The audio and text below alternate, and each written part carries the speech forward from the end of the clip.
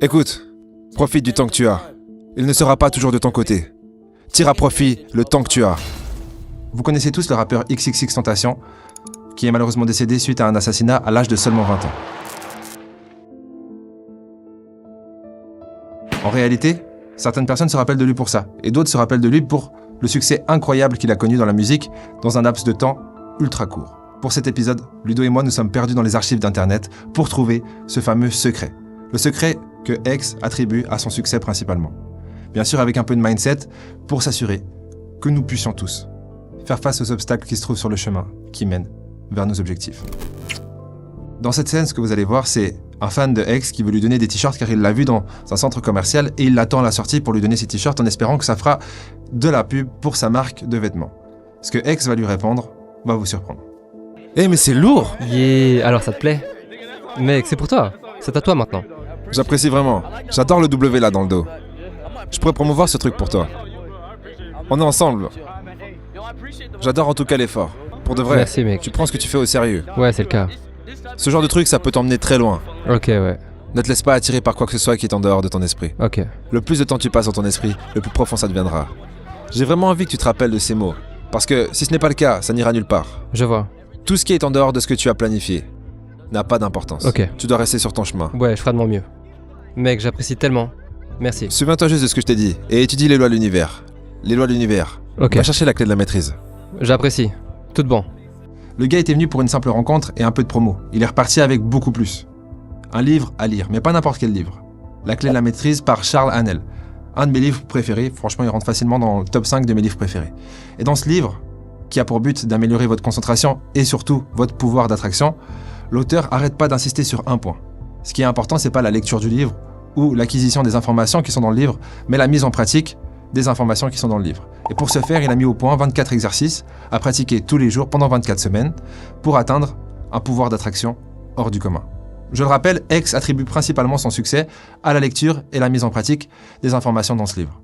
Ce qu'il a eu le temps de faire en prison. Alors si vous avez au moins 15 minutes par jour pour investir en vous-même, je vous recommande fortement les cartes de mise en pratique pour le livre La clé de la maîtrise, et d'ailleurs le livre également dans la description. Mais mec, quel livre tu lis? Le seul livre que j'ai lu qui m'en a appris plus que mon esprit sur mon esprit, c'était La clé de la maîtrise. Et c'était quand j'étais en prison. L'esclavage n'est plus physique de nos jours, c'est mental. En tout cas en ce qui concerne le nouvel ordre mondial qui est apparu sous la forme électronique. Tu vois ce que je veux dire? Qui te prive de ton cerveau pour ce que tu pourrais l'utiliser. Ton cerveau n'est qu'un aimant qui attire ce que tu veux. Tu vois ce que je veux dire? C'est la loi de l'attraction, une loi de l'univers. J'étudie toutes les lois de l'univers. Et je les applique complètement. Tout ce qui peut m'enlever ma liberté d'esprit, ou qui me vole, on va dire tout ce qui peut faire que mes pensées se conforment. Je trouve que ces choses sont impertinentes. Ces choses ne m'apportent rien et ne m'ont jamais rien apporté. Toutes les choses sur lesquelles j'ai concentré mon esprit et que j'ai vraiment voulu mentalement sont venues à moi.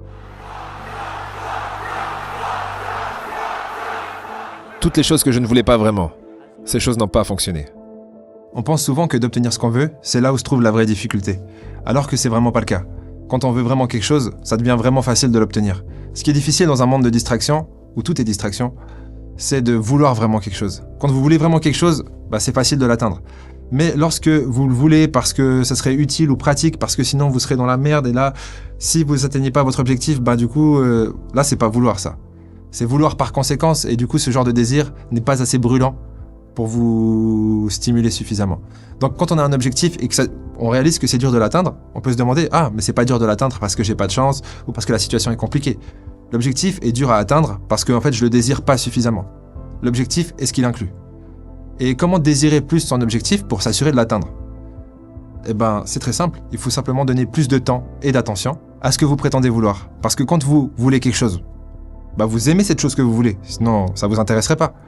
Et le seul moyen de prouver votre amour, c'est par votre temps et votre attention. Quand on aime vraiment quelque chose, on donne du temps et de l'attention à cette chose. Et plus vous le faites, plus vous aimez cette chose. Plus le désir devient brûlant, plus l'atteignement du désir devient instinctif. Donner du temps et de l'attention à une chose vous fait naturellement aimer plus cette chose. C'est prouvé scientifiquement. Donc si vous avez de la peine à atteindre votre objectif, donnez plus de temps et d'attention à cet objectif et ce qu'il inclut. Le désir ne deviendra que plus brûlant, et plus le désir sera brûlant, plus vous serez naturellement proche d'atteindre votre objectif. En vrai, la chose dont tu as besoin, c'est d'augmenter ton amour-propre. Tu dois augmenter la quantité de temps que tu passes avec toi-même. Lâche ton téléphone. Déconnecte-toi de ce putain d'internet. Sois une personne et apprends comment est-ce que tu peux t'aimer. De cette façon, on pourra arrêter le cycle de destruction. On pourra arrêter le cycle de la haine. On pourra ensuite expérimenter plus d'amour. Et il y aura plus d'amour dans les rues. Plus d'amour véritable et des gens qui s'inquiètent les uns pour les autres. Tu ne peux pas être là pour quelqu'un si tu ne t'aimes pas. Tu dois voir les comportements que tu as, que tu n'aimes pas. Et tous ces problèmes que tu crées pour toi-même, que tu n'aimes pas. Si tu veux vivre une vie heureuse. Tu n'es pas censé, lorsque tu te retrouves seul, commencer à te détester. Tu es censé voir ce que tu n'aimes pas chez toi et changer. C'est ce qui est. Tu n'as qu'à changer. Tu devrais prendre une seconde pour t'asseoir et observer tes modèles de comportement. Est-ce que tu bouges quand tu ne veux pas bouger? Est-ce que tu t'énerves quand tu ne veux pas t'énerver? Tu dois absolument régler ces choses si c'est le cas. Et tu dois être là pour toi. Et ça rend la vie tellement meilleure. J'apprends à le faire maintenant. Et ça rend ma vie 10 fois meilleure. Ça aide à te sentir bien. Il a dit tellement de choses. Dans le fond, j'ai juste envie de rebondir sur le fait que les immatures essayent toujours de changer le monde qui les entoure. Alors que les sages n'essayent de changer rien d'autre qu'eux-mêmes.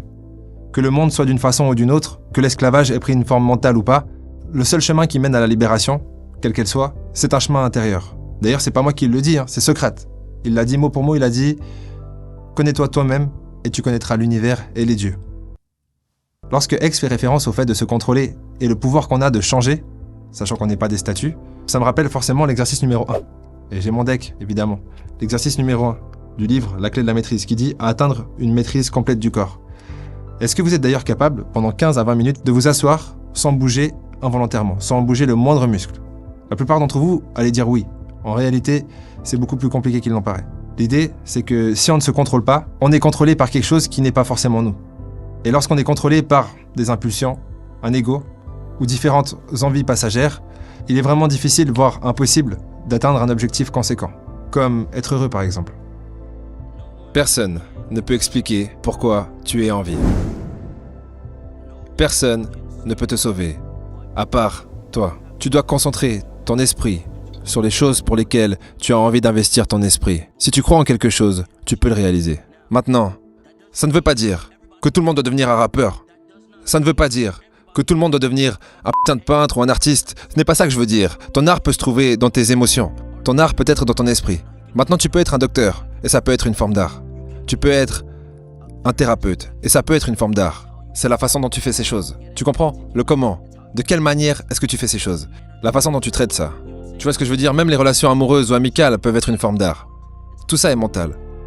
Maintenant, avoir un but. Tu es la seule personne qui peut créer ton but. Personne ne peut créer ton but à ta place. Personne ne peut te dire qui être. Donc l'objectif est de créer ton propre objectif. Et en termes d'évolution, tu dois évoluer vers cet objectif. C'est plus facile de vivre quand tu as des buts à atteindre. Tu comprends? Si tu as un but à atteindre, eh bien tu ne te sentiras pas autant vide. Et tu comprendras pourquoi tous les jours, tu te lèves et tu regardes cette personne dans le miroir. C'est le côté cool avec ce jeu. Tu peux devenir exactement qui tu veux devenir. Souvent on pense qu'on pense comme on pense parce qu'il nous est arrivé ce qui nous est arrivé. Mais il nous est arrivé ce qui nous est arrivé parce qu'on pense comme on pense. Il y a des gens qui subissent de la douleur sans souffrance.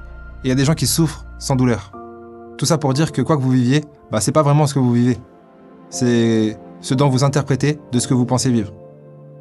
Et dès le moment où on se rend compte que la vie est un jeu mental, le jeu peut commencer. Du coup, bonne partie. Il me reste plus qu'à distribuer les cartes. Au prochain épisode. Oh, quel dommage. Les gens qui souffrent le plus et qui l'ont à la dure finiront par réussir au final. Je vous le promets. Vous n'aurez pas la vie la plus dure éternellement.